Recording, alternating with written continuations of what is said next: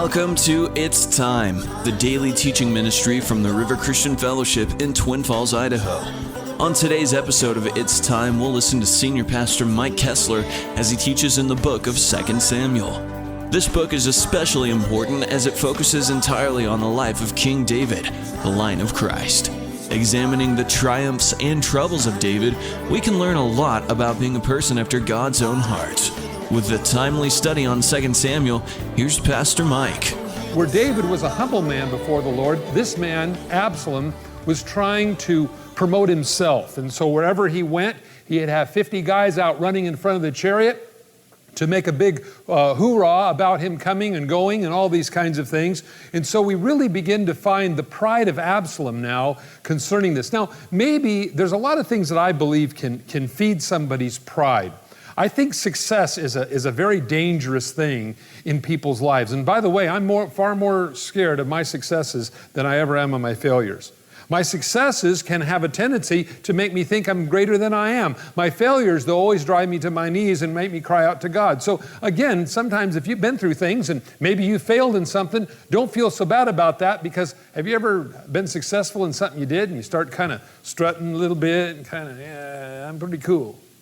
Well, again, I don't think it's wrong to maybe feel that you've accomplished something, but when you begin to think it's something that you did rather than something God did through you, I think, friends, that can be a real dangerous thing. Well, Absalom began to promote himself. Now, in fact, what we're going to find is Absalom eventually here, and I don't want to wreck the story for you, begins to overthrow his dad's kingdom. It was all based in his pride. In fact, it's noteworthy that probably Absalom would have had the throne in the first place had he just waited. But you see, he got ahead of God, and what drove him was his pride. We find that in just the first verse here of chapter 15. Now Absalom would rise early and stand beside the way of the gate. And so it was, whenever anyone asked, who had a lawsuit or a problem, came to the king for a decision, that Absalom would call to him and say, "What city are you from?" And he would say, "Your servant is from such and such tribe of Israel." Then Absalom would say to him, "Look, your case is good and right, but there is no deputy of the king to hear you." Basically, he's saying here, my dad's too busy to take care of you. And there's really nobody that's been appointed as a judge to hear your case. And, I know you've traveled all this way from Israel to come to the gate to have your case read. And by the way, friends, all the business was done in the gate of the city. That was basically their city hall, you might say. And so that's why this is where they went. And that was the place where all the civic functions were provided. There was in the gate of the city. And so he says here, they would come and they would seek a decision. They'd have a problem, lawsuit, something like that. And Absalom would say, my dad's too busy to see you. Now, was his dad really too busy to see him? No, not really. No doubt that David was probably a little more difficult to find. But you see, the problem was that Absalom was intercepting all the people, making them believe that he was actually the hero of their case, and David could care less about them and didn't have time for them. And so, moreover, Absalom would say, "Oh, that I was made judge in the land, and everyone who had any suit or case could come to me, and I'd give him justice." And so it was, whenever anyone came near to him to bow down to him, he would put out his hand and take him and kiss him. You might say this guy was one of your first real politicians. He was out kissing the kids, And in this manner, Absalom acted towards all of Israel who came to the king for judgment. So Absalom stole the hearts of the men of Israel. It's interesting that the people went back and said, "Yeah, that rascal David didn't have time for me, but Absalom did. Boy, I wish he was king. Boy, we'd be able to get something done around here." And that's basically how Absalom did this. Now, it's interesting. You'll find this today in interpersonal relationships in churches or families or whatever. It basically changes the formula a little bit, but you're going to find basically always the same thing, that everybody else is a rat, or he's a rat, but I'm a good guy, and so you come to me. And that's basically what we find here. Well, verse 7. Came to pass after 40 years that Absalom said to the king, "Please let me go to Hebron and pay the vow which I vowed to the Lord." For your servant vowed a vow while I dwelt in Geshur in Syria, saying, if the Lord indeed brings me back to Jerusalem, then I will indeed serve the Lord. Now, this is a pretense, a vow that we don't have any record of him making, but it sounds spiritual. So if you're going to do something really dark and really evil, cloak it in God. And that's basically what he did. If you're going to do something really bad and nasty, you got to wrap it in another package. And so you'll usually find this to be the case, that people that got an edge to grind, they're going to wrap it in some kind of a religious garb, because then that way that justifies their conscience, which is eating them alive, friends. No doubt Absalom's conscience was tearing him up doing this, and so he had to lie to cover what he was really doing. Now, the second thing is, we remember it says, let me go back to Geshur in Syria. This is where he hid out after he killed his half-brother, after he had raped his sister. So the king said to him, verse 9, go in peace, and so he arose and went to Hebron. Now, this is the city in which David reigned over for 7 years before he reigned over all of Israel. You might say it was the first in the nation, you might say. And so Absalom sent spies throughout all the tribes of Israel, saying, as soon as you hear the sound of the trumpet, then you shall say, Absalom reigns in Hebron. And when Absalom sent the 200 men from Jerusalem who were invited, they went along innocently and did not know anything. Then Absalom went and sent for Ahithophel, the Gilonite, David's counselor from the city, namely from Gilho, while he offered sacrifices. And the conspiracy grew strong, and the people with Absalom continually increased in number. So in other words, his well-thought-out scheme was taking hold. Again, he had turned the hearts of Israel against David and towards himself by saying, basically, my dad doesn't have time for you. I have time for you. And if I was king, I would listen to your case. And now he goes to Hebron on a pretense, saying, well, I made a vow to the Lord. I need to go there, David. And so actually what he was doing, he was separating himself so he could declare himself to be king. And this is exactly what he did. Verse 13, and a messenger came to David saying, the hearts of the men of Israel are with Absalom. And David said to all of his servants who were there with him at Jerusalem, arise and let us flee, or else we will not escape from Absalom. Make haste to depart, lest he overtake us suddenly and bring disaster upon us, and strike the city with the edge of the sword.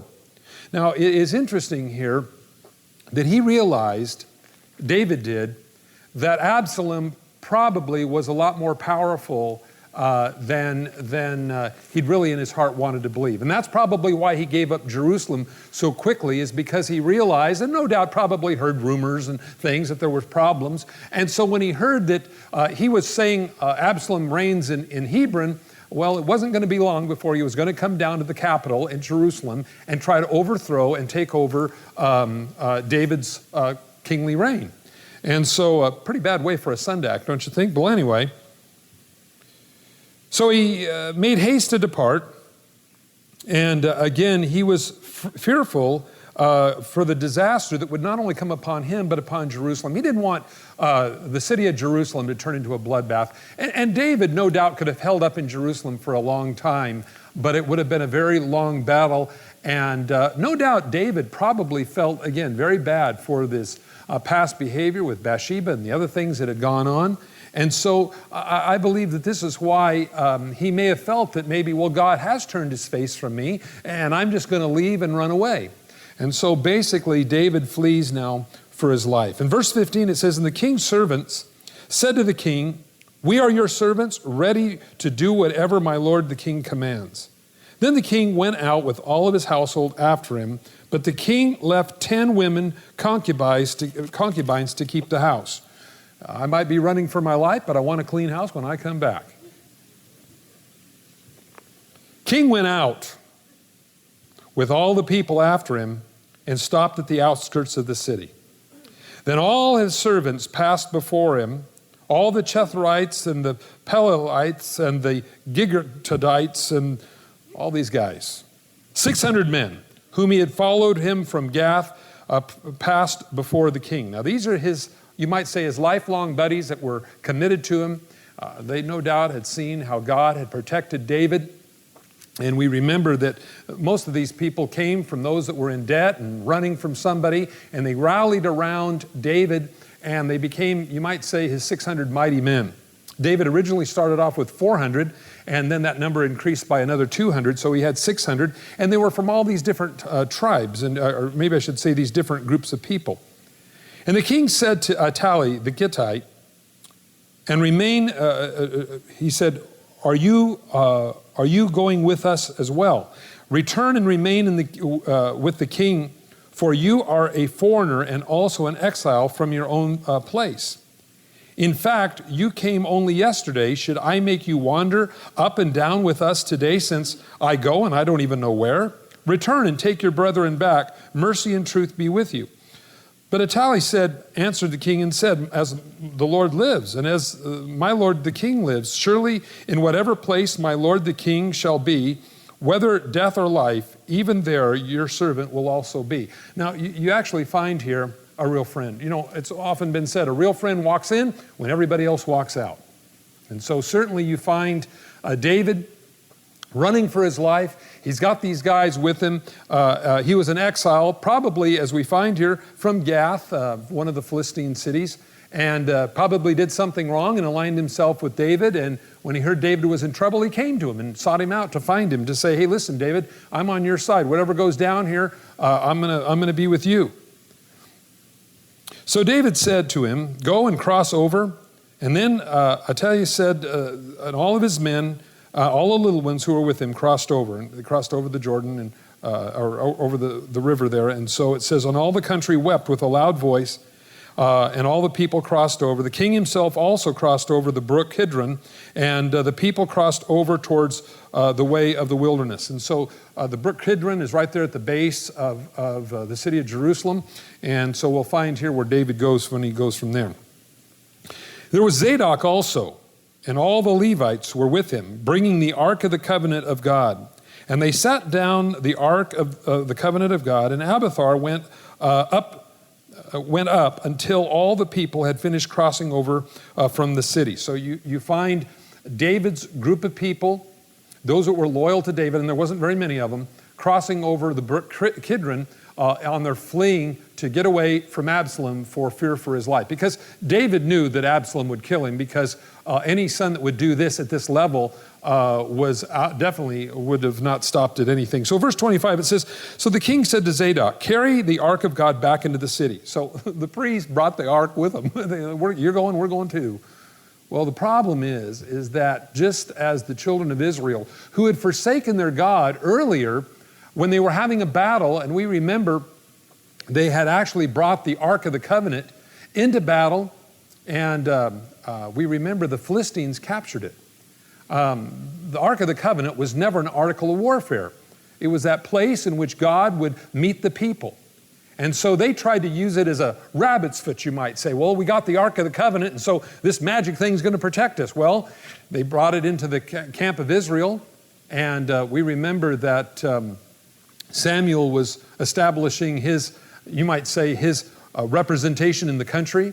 We remember that when Eli heard that the Ark of the Covenant had been captured in battle, as they used, again, the Ark of the Covenant, brought it and took it into the battlefield, that Eli fell off the chair backwards and broke his neck and he died. The Bible said he was a kind of a chubby old guy, and he died.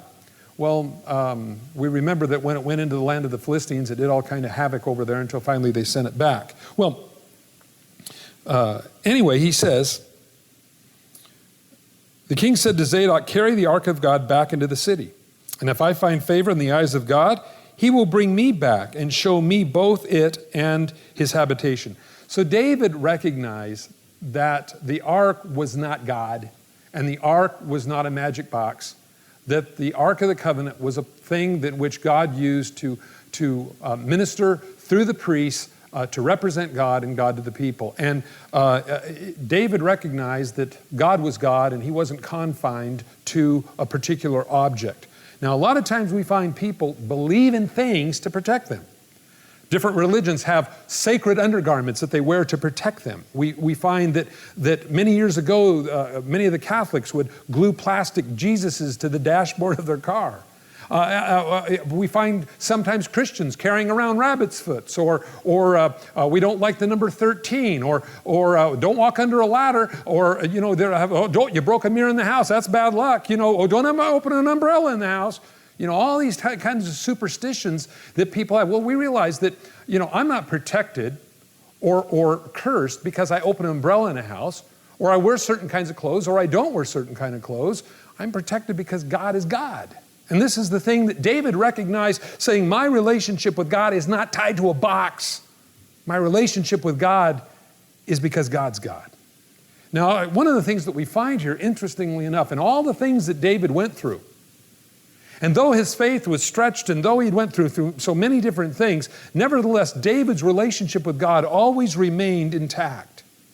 And though sometimes he'd go through things and he'd wonder and doubt God, and as you read some of the Psalms, and you'll find some of the Psalms that start out, and David is angry, and he goes, God, break their teeth out. But then towards the end of the Psalm, he's saying, God, be merciful to them and me. And he recognized that as he began to pray it through. He recognized that it was a relationship with God again. And so he told the priest, go take the ark back. I think it's a nice gesture. You brought it out here with us. You're trying to take it with us, but again, take it back. Verse 26, but if he says, I have no delight in you, speaking of God, in other words, David's saying here, if I've really offended God to the point of him not wanting me anymore, then let him do to me as seems good to him. In other words, David said, no matter what, I'm going to trust God. Now, this is a remark that we find very similar to Shadrach, Meshach, and Abednego. Years later, as they were in the fiery furnace, or about ready to be thrown in the fiery furnace, we remember that they made the statue out in the Nebuchadnezzar had a dream, and he had this dream of this layered thing, and we remember this statue, and Daniel said, you, Nebuchadnezzar, the head of gold, but your empire is going to be replaced by the shoulders of silver, and then that empire is going to be replaced by the stomach of brass, the Grecian empire, and then the next government will be the legs of iron, that'll be the Roman, and then the last world governing empire will be a revamp of the feet of iron and clay. Well, so the rest of that dream, a lot of people don't talk about it, but they saw a huge stone roll out of the mountains and hit the statue and bust it all into powder. Well, and that rock is Christ and his kingdom, which will never end. Well, so Nebuchadnezzar gets an idea. I'm not going to make an image like I saw in my dream. I'm going to make the image not in layers. I'm going to make it all gold. And I'm not going to put it near any mountains where any rocks are going to be rolling out of the hills and smacking my little statue. So I'm going to put it out in the plain, and then I'm going to tell everybody if they don't bow down and worship this thing, they're going to be thrown into the fiery furnace. And we remember this is the story that how Shadrach, Meshach, and Abednego got there. And the king gave them, Nebuchadnezzar gave them several opportunities to bow down and worship the statue, and they wouldn't do it. And he says, is your God able to save you from the fiery furnace? And they said this, and this is the remark that's very similar to what David said, whether our God saves us from the fiery furnace or not, we're not going to worship your dumb statue. The king turned red in rage. He said, heat the furnace up 7 times hotter than it's ever been. And remember, the Bible says that as the guys were throwing Shadrach, Meshach, and Abednego into the furnace, the flames leaped out and killed the guards that were throwing them in. And that's when Nebuchadnezzar said, I thought we threw 3 in there, and there's a 4 like unto the Son of Man walking around. My question always has been, how did he know what the Son of Man looked like? Or was that because of the many dreams that he had seen God, and still he was in rebellion to God? These are just things that make you go, But anyway. So David says, whether the Lord brings me back or not, he can do whatever seems good to him. And the king also said to Zadok the priest, are you not a seer or a prophet? Return to the city in peace, you and your 2 sons with you, and Amaziah your son, and Jonathan the son of Abiathar, and see, I will wait in the plains of the wilderness until the word comes to you to inform me. So he's saying basically, when you get a prophecy from God, you come and tell me what that is. Now friends, I think David here is fairly wise in this. Sometimes if you don't know what to do, you wait on the Lord, and that's when God will begin to work. It's like somebody that says, well, I waited for the Lord for 10 minutes and he didn't do what I wanted, so I made my decision myself. Well, I'll tell you, there's nothing that'll get you into trouble any faster than that. The Bible says, wait upon the Lord. Those that do will renew their strength. They'll mount up with wings as eagles. They'll run and not be weary. They'll walk and not faint. And how important it is to wait on the Lord, because we get in a hurry. Something I got to remember is that God is not on my time schedule. Now, I think that God should be on daylight savings time. But God has a way of accomplishing not only what he wants to do in your life on his schedule, but in the lives of others. And remember, I know this is hard, but it's not about you or me. It's about him. And friends, that's a hard thing. And sometimes when I get into Mike, I start figuring, I'm going to do this, and I'm going to do that, and I'm going to run here, and I'm going to run there, and I'm going to... And I got all figured out what I'm going to do. And God says, do you know, I know that situation in your life, and I'll do something to minister to that situation. But God, you're not moving fast enough. Again, are you on daylight saving? What is this? Are you on Greenwich Mean Time? What are you doing? And oftentimes we look and we get impatient with God, and so we say, well, God didn't do anything, so I'm going to take matters into my own hands, and I'm going to deal with it. David says, I'll wait in the plain until I hear from the Lord from you what you have for me. Again, God's a good God.